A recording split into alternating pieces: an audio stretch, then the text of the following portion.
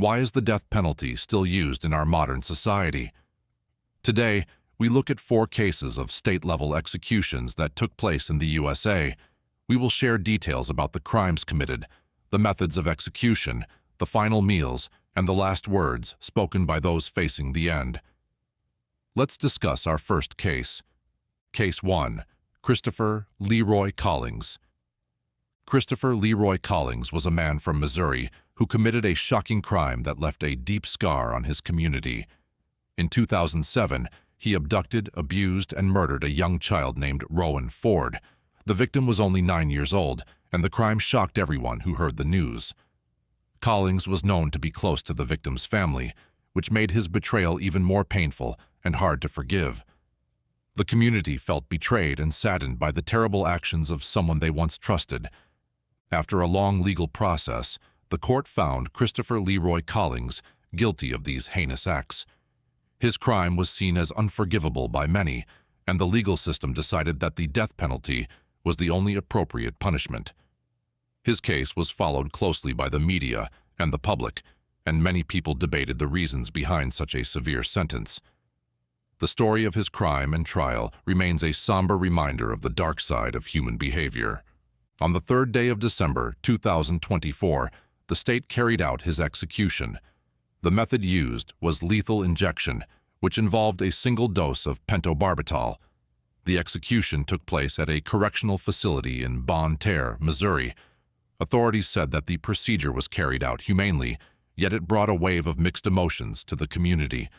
Many felt that the execution was necessary for justice, while others questioned the moral implications of capital punishment.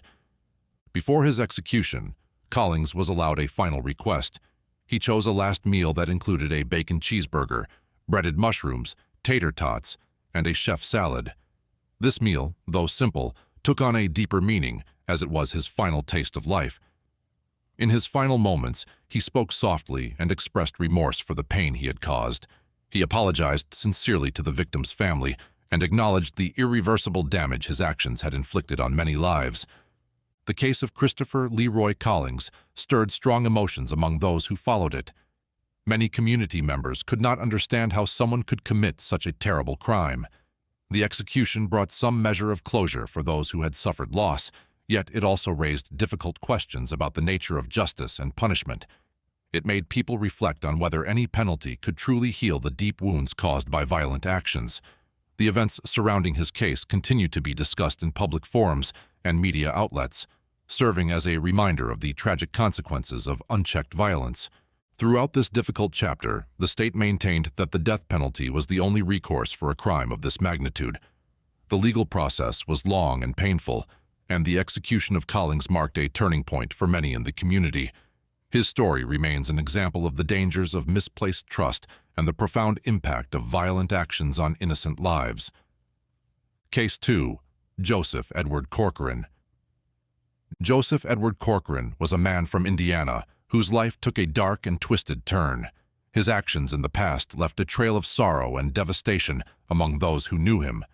In an event that shocked his community, he committed a crime that involved the loss of 4 lives. These 4 lives included his brother, his sister's fiancé, and 2 dear family friends. The reasons behind his actions were deeply disturbing, as he felt forced into a situation that led him to commit such a terrible act. After many years of legal battles and appeals, the court determined that Joseph Edward Corcoran should face the ultimate punishment. The legal system judged his crime as unforgivable and insisted that the death penalty was the only suitable response. This decision was notable because it marked the first execution in Indiana in 15 long years. His case was closely watched by the media and the public, sparking heated discussions on justice, retribution, and the role of the death penalty in modern society. On the 18th day of December 2024, shortly after midnight, the state executed Joseph Edward Corcoran. The method used was lethal injection, involving a single dose of a potent medicine. The execution took place at the Indiana State Prison in Michigan City, a facility known for handling such serious cases with strict procedures. The atmosphere on the day of the execution was heavy with the weight of finality and deep emotions, as many observers grappled with the reality of capital punishment.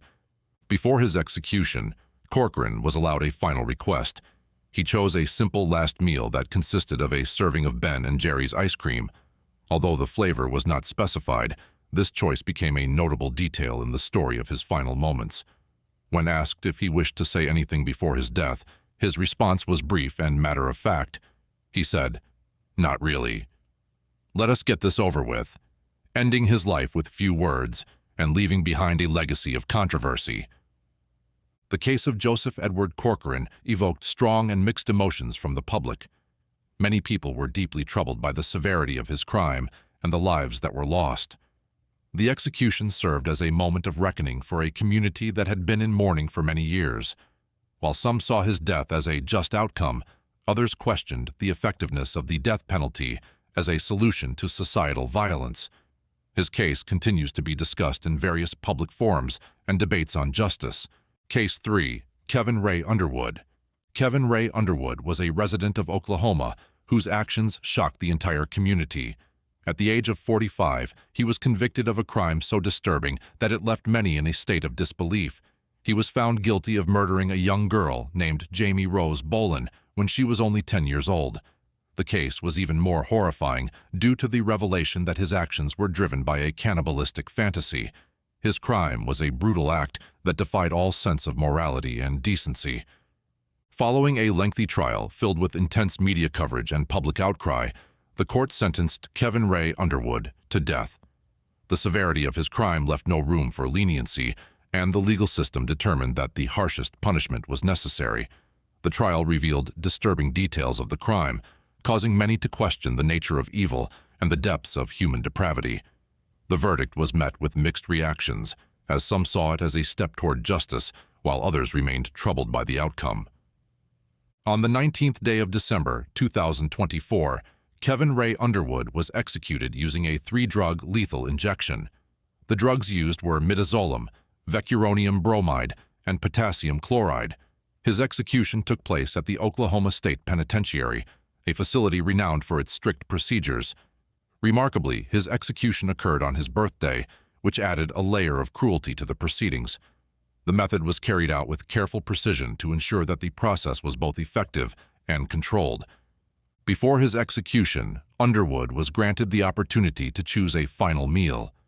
He requested a feast that included chicken fried steak with mashed potatoes and gravy, a cheeseburger accompanied by fries and ketchup, pinto beans, a hot roll, and a cola. This elaborate meal was prepared by the prison canteen the evening before his execution. In his final statement, he expressed regret for his actions and offered an apology to the victim's family, acknowledging the irreversible harm he had caused.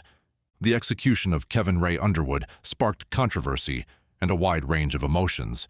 Many people in the community were outraged by the nature of his crime and the timing of his execution.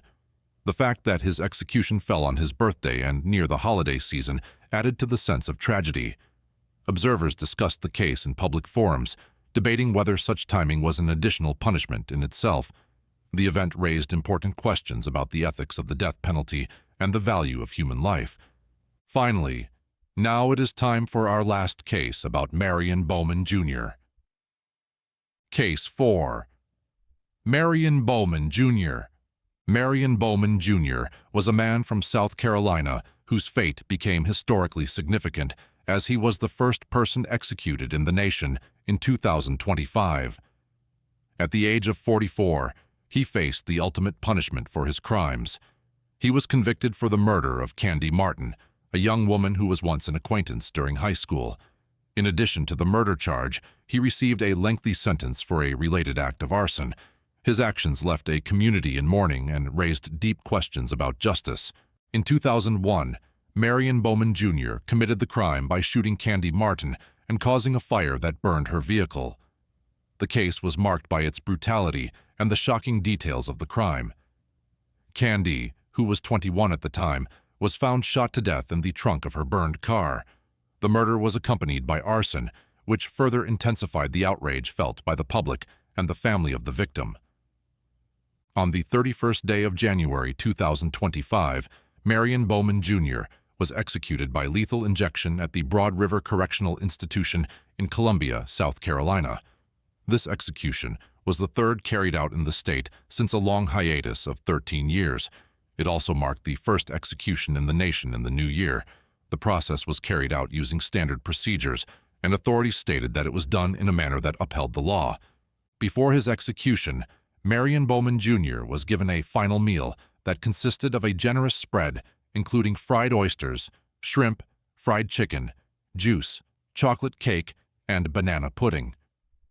This meal, prepared by the institution, was his last indulgence before facing the end. His final statement was written and read aloud by his attorney, in which he proclaimed his innocence regarding the murder charge. He stated that he did not kill Candy Martin and expressed hope that his death might bring some peace to those affected. The execution of Marion Bowman Jr. ignited a wave of strong feelings across South Carolina and beyond. Many people were saddened by the loss of life and troubled by the circumstances leading to his death. The case raised debates over the fairness of capital punishment and whether it truly serves as a remedy for violent crimes. Community members, legal experts, and human rights advocates expressed varied opinions, with some viewing the execution as a necessary act of justice and others calling for a re-examination of the death penalty system. Reflecting on the legacy of Marion Bowman Jr.'s case, it is clear that his execution has left an indelible mark on public discourse. His story catalyzes ongoing debates about the true purpose of the death penalty. As communities continue to search for answers, his case remains a clear signal of the pain caused by violent actions and the complex quest for justice in our society. To conclude, we have examined 4 tragic cases of state executions in the United States. Each story, from Missouri to South Carolina, highlights the complex nature of capital punishment and its deep impact on communities. We invite you to share your thoughts and join the conversation on this sensitive issue. Please subscribe to our channel, like this video, and leave a comment to continue the discussion. Thank you for watching and engaging with us. Your support truly makes a difference.